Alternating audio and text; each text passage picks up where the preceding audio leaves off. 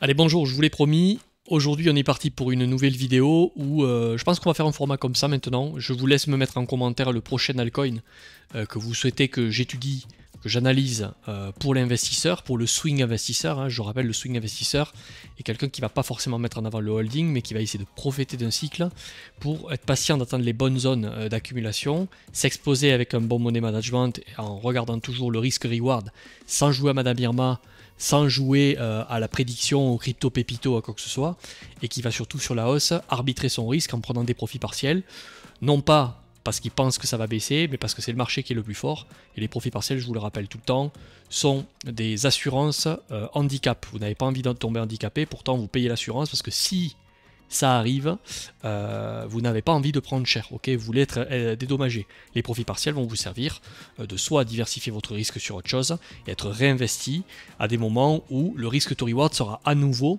le regard sera à nouveau à l'achat, ok, ou sur le même altcoin, si cet altcoin vous repropose des zones d'investissement, ok. Donc dans cette vidéo, on fait Tao, ensuite on partira sur le Bitcoin et je ferai une petite mise à jour sur Ethereum, ok. Alors Tao, je fais un petit rappel, j'ai fait plein de vidéos sur Tao, je vous laisse taper Tao Crypto Liberté ou Tao Swing Invest, j'en ai parlé plusieurs fois sur la chaîne. Je vais refaire le même type d'analyse que je fais comme d'habitude pour l'investisseur. Alors c'est vrai qu'en ce moment, déjà je voudrais attirer votre attention sur le 6 mois. Alors le 6 mois, oui, 6 mois n'importe quoi, ça fait 4-5 bougies. Oui, mais cette bougie nous donnait déjà beaucoup d'enseignements à l'époque, c'est pour ça que j'avais recommandé de la prise de profit, on va pas y revenir dessus.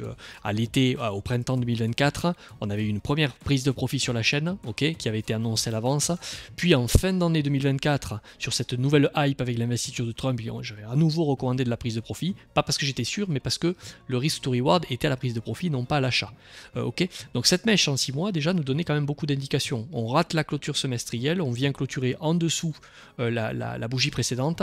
Attention, sur ce push, il y avait très certainement des raisons de prendre profit, étant donné l'attitude de la mèche semestrielle antérieure. Okay, par contre, aujourd'hui, le semestriel, ce qui nous enseigne, c'est que oui, il y a eu une baisse terrible sur les altcoins, on est bien d'accord pour ça, et encore une fois, c'est pour ça que je préfère, plutôt que m'enflammer, recommander aux investisseurs que quand c'est pas le moment, c'est pas le moment. Ok, le marché, ils en a rien à foutre de vous. Il est là pour faire ce qu'il a à faire et c'est à vous coller ce que fait le marché. C'est pas à vous à demander au marché qui vous donne ce que vous voulez.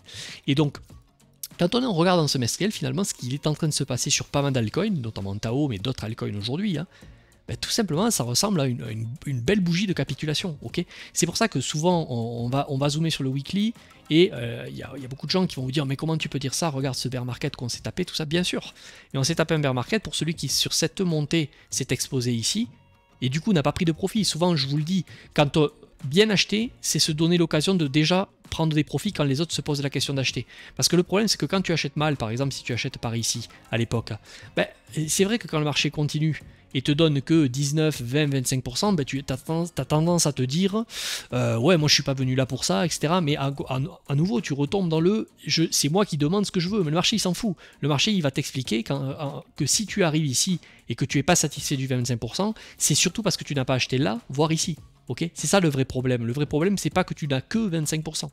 Okay, donc commencer à bien repérer les zones et bien s'exposer, c'est souvent déjà prendre des profits quand les gens commencent à s'intéresser. Souvent, c'est contre-intuitif, et je vous l'ai toujours dit, le jour où vous aurez des maxi-certitudes, c'est que ça ne voudra pas forcément dire que ça sera fini, mais ça voudra forcément dire que votre perception de risque, puisqu'il y aura un peu plus de certitude, paraîtra plus faible, mais quand la perception du risque paraît plus faible, bien souvent elle est très risquée, bien beaucoup plus que quand il y a quelques semaines, là, sur le marché crypto, je vous ai recommandé, entre guillemets, je vous ai dit que le regard était plutôt à l'achat qu'à la vente, ok. J'ai de la chance, le marché nous donne raison, voilà, ok. Donc ça c'était la petite introduction, on y va. Donc le semestriel, pour vous rappeler que quand on regarde ce graphique-là, il n'y a rien, quoi, il n'y a rien qui va pas hein, pour le moment, ok. Pour autant, c'est pas parce qu'il n'y a rien qui va pas qu'il faut pas money manager. Je m'explique dans ce que je suis en train de vous dire. Ce que je suis en train de vous dire ici, c'est qu'il faut repérer les indices qui sont risqués. Ici, il y a un premier indice, c'est-à-dire, pour ceux qui connaissent un peu ces concepts, ce sont des equal lows. Les equal lows, ce sont des supports qui sont un peu trop évidents, et qui dit évidence, le marché adore l'évidence. Enfin, souvent, le marché adore venir punir l'évidence.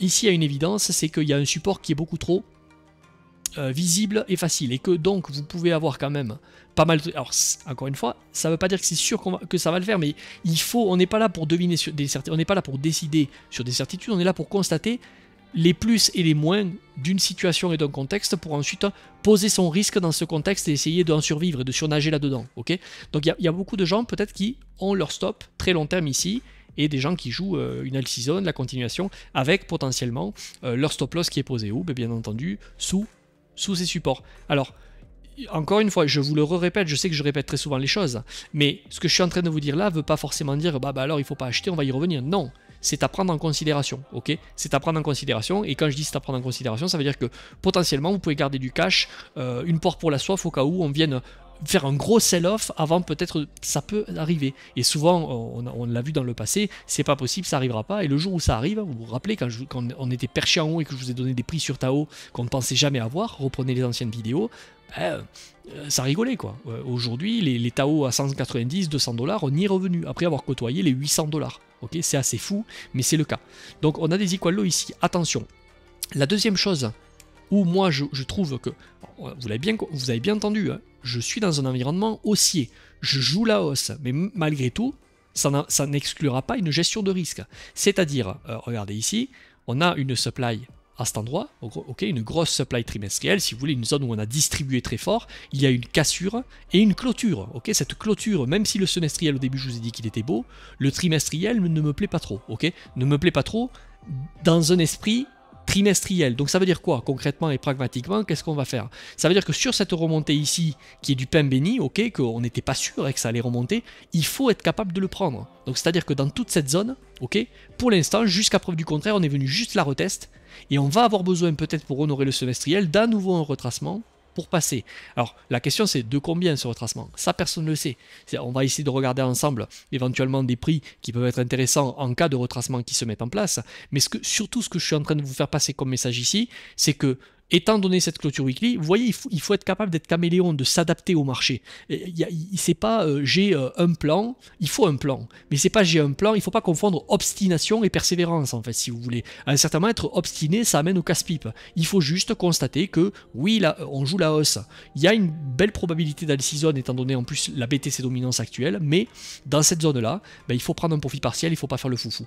Donc, toute cette zone ici est une zone, en tout cas pour nous au Swing Invest, où j'ai recommandé de la prise de profit. Après, à vous de voir combien vous prenez, ça dépend, qu'est-ce que vous jouez, quel est votre risque, quelle est votre aversion au risque, quelle est votre situation, qu'est-ce que vous êtes prêt à accepter, trop prendre ou pas assez prendre et que ça retrace. Voilà, c'est toutes ces choses-là. Après, on pourrait bien sûr zoomer, on regardera un petit peu, mais ce que je veux vous dire, c'est que ce retest ici, pour le moment, il peut être probable que le marché, là je passe en 15 jours par exemple, c'est une unité que j'aime bien pour l'investisseur, il peut, après 1, 2, 3 quinzaines, ok, donc vous l'avez bien noté, hein. Premier élément dangereux, ces equal low ici, qu'il faut quand même malgré tout noter.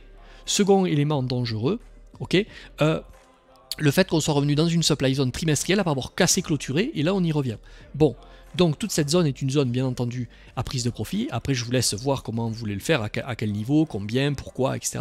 Mais je vous donne une cote mal taillée, entre les 400 $ là et le top. Celui qui ne prendra pas profit est en train de serrer les fesses, de jouer et à nouveau de jouer à l'espoir. Ok, il se pourrait très bien. En gros, la non prise de profit dans cette zone-là t'expose à quelque chose qui fasse ça.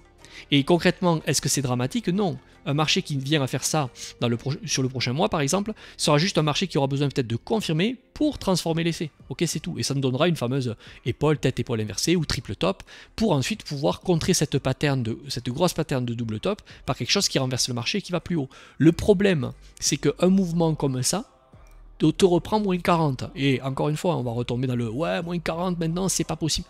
D'accord, c'est pas possible jusqu'au jour où l'impossible devient possible. Et c'est pas celui qui t'a dit que c'est pas possible qui ensuite va te donner le fric qu'il t'a fait perdre. Ok, donc attention, tout est possible. Et il faut essayer de surfer avec la logique du marché. Pour autant, là, est-ce que là le momentum est passé baissier? Non, c'est toujours haussier. Autre chose là qui me saute aux yeux, c'est que Tao, vous voyez, vous avez des equal high, à l'inverse des equal low ici. Je pense que l'objectif de ce marché, maintenant, s'il est remonté ici avec des belles clôtures de semaines, va être au moins de venir déclencher ce niveau. Pour l'instant, on va regarder si on l'a fait. Pour l'instant, là, on est à... je vais regarder tout ça. Voilà, là, on est à 495. et 488. Donc on ne l'a pas fait. Donc j'ai vraiment un doute. Ou alors, si on les laisse, ça sera encore plus intéressant. C'est-à-dire que si on vient plat déclencher cette liquidité et que de suite là on vient à enclencher un mouvement de retracement, entre guillemets ça sera dommage parce que vous n'avez pas pris le profit, mais ça sera intéressant parce que vous aurez un peu plus de certitude qu'on risque quand même tôt ou tard d'y venir ici. J'ai vraiment, même moi, un gros doute très long terme, et c'est pour ça que j'ai recommandé 2 fois l'achat, ici sur ce retracement et ici, ok, parce que je pense que ce n'est pas fini. J'ai un gros doute aussi quand je vois ces equal high ici, ok, comment, ça ressemble pas à un signe de top pour l'instant, ok. Je pense que ce marché finira par aller chercher les plus hauts. La question c'est, est-ce que vous avez envie d'y aller comme ça, en holdant, ok, au risque de chaque fois vous faire retrancher peut-être 30, 40, 50, et encore une fois, c'est pas de la provoque ce que je dis. Il y a des gens qui disent non, moi je suis holder, je hold, je m'en fous de faire ces micro-swings qui me permettent chaque fois de refaire un peu la roue, quoi, d'éviter de me faire éclater le capital et de pouvoir réaccumuler. Moi, je préfère prendre le risque d'un dip, parce qu'on sait très bien qu'en général, il y a toujours des retracements, et quand ils y sont, ben, 1, on dort mieux, et 2, on peut réaccumuler, et ça décuple, ça va beaucoup plus vite, ok. Donc, voilà ce que je voulais vous dire un peu, sur ces equal high. Ici, je pense que là, le run n'est pas fini. S'il est fini, ben, il faut être dans l'acceptation, en fait, ou alors il aurait mieux valu prendre des TP avant. Moi, pour l'instant, je n'ai pas encore pris mes TP sur Tao, mais on n'est pas loin, ça sera dans cette zone ici, ok. Ensuite, on va passer sur le court terme. Court terme, en court terme, allez, pour moi le court terme, on est investisseur sur cette chaîne, hein, c'est le daily ou le 3 day. Si vous voulez en daily pour l'instant, est-ce que la tendance est toujours haussière depuis qu'on a fait rupture avec ce momentum baissier? Si vous avez suivi les derniers suivis marchés que je vous ai fait, ça fait un petit moment, hein, que je vous disais que potentiellement je payais un peu à l'avance. Là ça y est, le momentum est haussier. Le problème, c'est ce qu'on avait déjà évoqué, c'est que quand ça part fort, ça laisse en général beaucoup de gens sur le carreau, et ensuite il y a très peu de dips pour que vous rentriez. Et il y a de fortes chances qu'à un certain moment, la coupe soit pleine parce que le dip là ici soit pas suffisant, les gens FOMO ici, et poum, on vient de punir tout le monde à cet endroit. Ok, attention, quand je vous dis que le momentum est toujours haussier, je sais que c'est contre-intuitif, mais si je vous dis que c'est haussier, il y en a beaucoup qui me disent, mais si c'est haussier, 1, pourquoi tu prends des profits? Pourquoi tu parles de prise de profit? Et 2, si c'est haussier, pourquoi tu n'achètes pas? Pourquoi tu nous dis qu'il ne faut pas acheter? Parce que on est là pour jouer des probas, ok, pour se mettre dans le sens du vent, mais on est là pour jouer avec le risque. Le problème, c'est que là, la proba est haussière, mais le risque pour un investisseur n'est plus avec vous. Pourquoi? Parce qu'un investisseur, lui qui joue sur des unités weekly, par exemple, vous voyez, à un certain moment, si tu achètes ici et que ça vient à casser, où est-ce que tu vends? Mais si tu vends là, potentiellement, tu vends un support. Si tu vends là, tu vends un support. Notre bottom, nous, d'investisseurs, de cycle, il est là maintenant, ok? Donc, acheter ici, tu t'exposes à ça de risque pour aller gagner quoi? Te retrouver déjà en difficulté sur une résistance ici, et dans le doute. Donc, c'est pour ça qu'il y a des fois, ben, ça peut monter, mais tu es obligé d'attendre, en fait. C'est ça qui est paradoxal. Ou alors, il fallait être là. Et c'est pour ça que souvent, en crypto, il vaut mieux DCA optimisé ou acheter ce qu'on appelle nous de l'épuisette au swing invest, parce qu'ensuite tu te retrouves dans des situations un peu inconfortables, ok. Et si tu achètes ici, ok, très rapidement ici tu vas te retrouver dans une zone où c'est dangereux et tu ne seras pas satisfait de nouveau du multiple que tu auras fait, ok. Et pourquoi je prends profit même si le momentum est haussier? Ben parce qu'en général c'est rare qu'un marché dise eh oh, je vais me retourner, ça y est, tu peux prendre tes profits. Non, en général, quand ça retourne fort. Ensuite, on attend le rebond qui n'arrive jamais à la hauteur de ce qu'on espérait. Et ensuite, on se retrouve à holder toute la baisse. Ok, donc c'est pour ça que je préfère prendre mes profits quand ça monte. Et c'est surtout que, un exemple dans ce que je suis en train de vous dire ici. Ça, c'était des zones d'investissement. Ok, je vous en ai parlé à l'avance. Aujourd'hui, potentiellement, oui, ce que je risque à prendre des profits, c'est qu'on ait une consolidation et que ça passe. Et qu'on ait la fameuse cup handle, la fameuse tasse séance du trader qui fait du trend following par exemple, et il n'y a pas de vérité. Est-ce que c'est le trader qui prend le long ici qui a raison, ou est-ce que c'est l'investisseur qui prend son profit? Dans tous les cas, si l'investisseur commence à prendre des profits 1 ici, s'il vend, c'est forcément qu'il y en a qui achètent en face, et un des deux va avoir raison ou tort. Le problème, c'est pas d'avoir raison ou tort, le problème c'est quel est ton risque, ok. Moi, par exemple, sur les achats que l'on a fait ici en DCA, je refuse, même si ça peut continuer à monter, de me faire revoler cette petite plus-value. Je veux sécuriser cette position-là.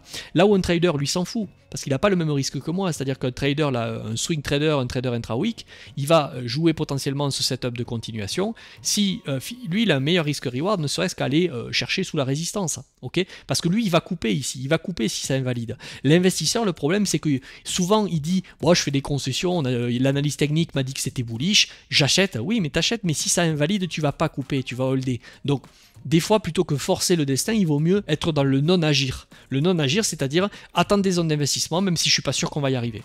Ok ? Voilà pour Tao. Donc pour Tao, vous devez maintenant attendre un retracement. Si vous voulez pour moi rentrer, si vous voulez rentrer ici, faites-le, hein, personne n'est prophète. Vous avez une chance sur deux. Mais encore une fois, le but c'est pas de gagner et d'avoir raison. Le but c'est de minimiser sa perte quand on a tort et de maximiser son gain quand on a raison. Ok. Et là, si vous attendez pas un retracement, et on va regarder sur BTC, vous vous mettez en difficulté. Très rapidement, ouais, on va regarder le BTC pour la suite de cette vidéo.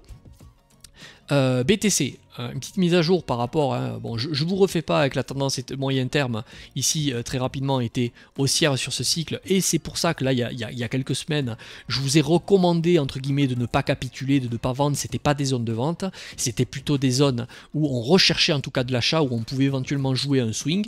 Ça a l'air de bien se passer pour le moment, en 2 semaines ça ressemble quand même à une capitulation, à une belle accumulation, ça commence à ressembler beaucoup plus à ce que l'on a eu ici en mai 2021 avec une grosse sortie violente qui laisse rentrer personne, plutôt que ce joli double bottom qu'on avait eu ici. C'était un peu le débat, hein. Est-ce qu'on était là ou est-ce qu'on était là? Pour l'instant, l'attitude, même s'il n'y a aucune certitude, et encore une fois, vous l'avez vu, il n'y a pas de certitude puisqu'on manage le risque, on est en train de prendre des profits, de commencer à sécuriser certaines positions que l'on a achetées de manière un peu audacieuse.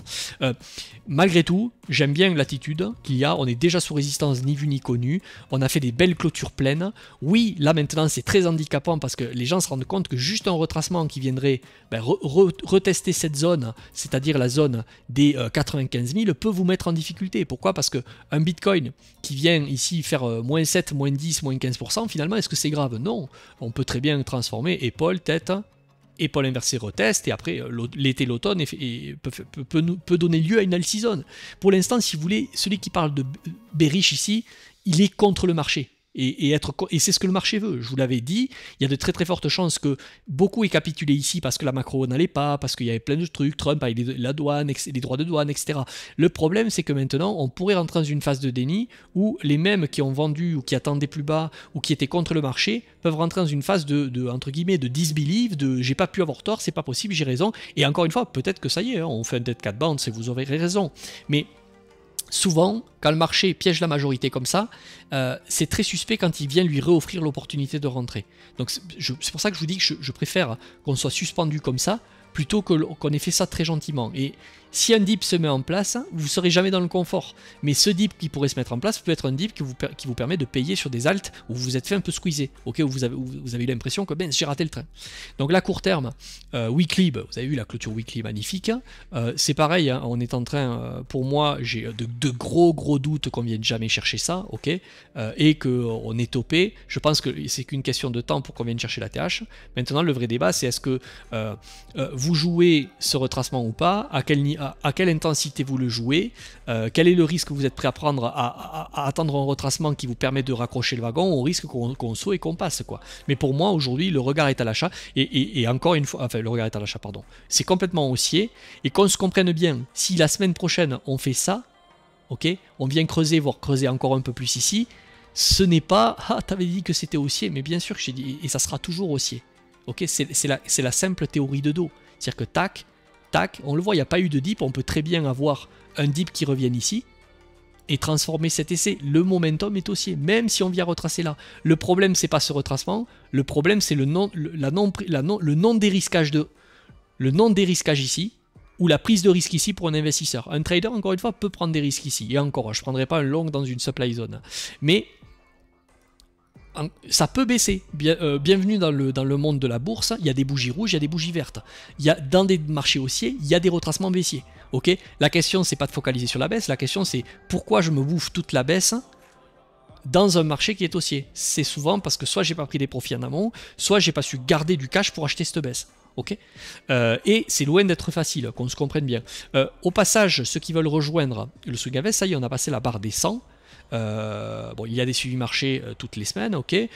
C'est une communauté, c'est pas une communauté de crypto pépito, moyenne d'âge, je dirais entre 35 et 50-60 balais, ok. On prédit pas l'avenir, on joue un cycle, on essaie de comprendre le contexte dans lequel on est, on couple la psychologie, l'analyse technique. Donc toutes les semaines, je fais des suivis marchés, ok. Vous avez accès à des questions que vous pouvez me poser et je réponds à toutes ces questions dans le suivi marché qui est le thermomètre de marché, des permanences qui sont un peu plus personnalisé où on va faire des ateliers, questions-réponses. J'ai aussi un canal Telegram qui me sert à donner du contenu complémentaire dans tout ça. Si ça vous intéresse, vous avez le lien sous la vidéo. Ok, donc voilà pour Bitcoin, tout est haussier. On est dans une attente potentiellement d'un dip qui pourrait arriver. La question c'est, personne ne sait s'il va arriver. Et est-ce que pour l'instant il y a des signes de faiblesse? Alors certains là me parlent, Benjamin, ça... Non mais c'est pas un retracement, c'est-à-dire que là pour l'instant c'est une consolidation daily. Ok, on a pris les liquidités basses, pris les liquidités hautes. Et encore une fois, je ne suis pas étonné que le dip le dip est trop espéré, j'ai l'impression maintenant. Là, vous voyez, vous avez de l'imbalance. Peut-être qu'on pourrait venir choper tout ça, mais il y a de fortes chances que le dip ne vous satisfasse pas suffisamment. Ok. Pour autant, si vous décidez d'y aller ici, c'est pas un bon move. Je suis désolé. La zone où le move était intéressant, c'était plutôt à l'approche, ok, de ce support. C'était ce support qu'il fallait payer. Mais c'était difficile. Effectivement, c'était très difficile. Ok. On fait un petit point sur Ether, très rapidement. Pareil, mise à jour. Je vous rappelle que je vous ai fait une vidéo YouTube ici. Okay, où je vous disais clairement que ça sentait la capitulation sur Ether. Le 16 avril, vous pouvez y revenir dessus. On était là. Hein, et je vous disais que le regard clairement était l'achat. Même si Ether a été décevant, il a sous-performé. Je ne vais pas refaire toute l'analyse. Je vous ai déjà dit ce que j'allais faire en cas de remontée d'Ether. Je vous ai déjà dit que je prenais des profits après les acceptations ETF parce que je trouvais ça trop facile qu'on puisse prendre un long avec du levier parce que tout était beau, tout était rose en 2024. Maintenant, cette remontée fulgurante ici, souvent le marché il a besoin de maturer. Alors à part dans des cas comme Covid, vous voyez Covid, bam, on reprend en V-bottom. Si vraiment l'objectif du marché c'était de bloquer toute cette majorité qui a capitulé sur Ethereum ici, je pense qu'on peut aller déclencher ces equal high ici de suite. Mais la question c'est, avez-vous envie de prendre ce risque extrême? C'est-à-dire la proba reste quand même au moins la digestion, au moins la consolidation pour potentiellement ensuite passer. Ok. Mais il existe une probabilité qu'on reprenne en V-bottom, le petit pullback. Regardez à l'époque, c'est ce qui s'était un peu passé sur Ethereum. Hein. Alors souvent, alors ça peut monter, ça peut baisser. Oui, je le répète tout le temps, ça peut monter, ça peut baisser. Mais ça, sortez-le aux gens qui vous disent que l'analyse technique, ça permet de deviner. Là, ça ne permet pas de deviner, ça permet de repérer des grâles, des moments, des points G où là, ça vaut le coup d'y aller, ou là, ça vaut le coup de dérisquer. Et après, de porter son risque. C'est-à-dire qu'une fois qu'on a pris la décision, on accepte que peut-être le marché va nous donner tort. Mais même si le marché nous donne tort, le jeu se jouait quand même, il ne faut pas le regretter. Okay, là, vous voyez, Ether, le Covid, ça se passe avec une grosse contrepartie vendeuse très certainement. La majorité se fait piéger, hop, on attend le dip, on attend le dip, on attend le dip. Hésitation sur la résistance ici, finalement le dip n'est pas très puissant, on repasse un palier, c'était très difficile. Après coup, les gens, ils te disent souvent, ouais, si j'avais été là au Covid quand même, ça aurait été... Mais non, mais c'était très dur, en fait, c'est ça le problème. Et déjà, t'étais pas là au Covid, où t'étais. Et là, c'est pareil, si vous voulez. En ce moment... Est-ce qu'il y a une chance d'un scénario, d'un ravalement haussier comme ça, sans dip ou sans vraiment dip? Oui, bien sûr. Mais pour autant, je trouve que c'est kamikaze de le jouer si, par exemple, là, le marché vous offre un rebond technique, je dirais, entre les 3000 et les 4000 $. Pour moi, il faut arbitrer son risque, ok? Ne serait-ce que pour jouer la consolidation ou le dip. Voilà. Mais pour autant, je pense que oui, la suite de... Si on a vraiment une capitulation comme ça, et on a une réaction de cette manière, en termes de cyclicité, de psycho, de BTC dominance, de tout ce que vous voulez, je pense qu'on ira faire des plus hauts. La question, encore une fois, c'est est-ce que... Alors, il faut être humble, je pense, ça ne veut pas dire j'en suis sûr, donc c'est pour ça que ça remplacera jamais un money management, et... la question c'est est-ce que vous avez envie de Parce que ça sera toujours pareil, si on vient là et qu'on a ensuite un dip un peu profond, ça va douter. Il ne faut pas rentrer dans le regret de « Ah ben c'est ce que j'aurais pas dû », tout ça. Il faut faire, à un certain moment il faut faire. Même si les probas, je pense, nous envoient plutôt à la hausse maintenant.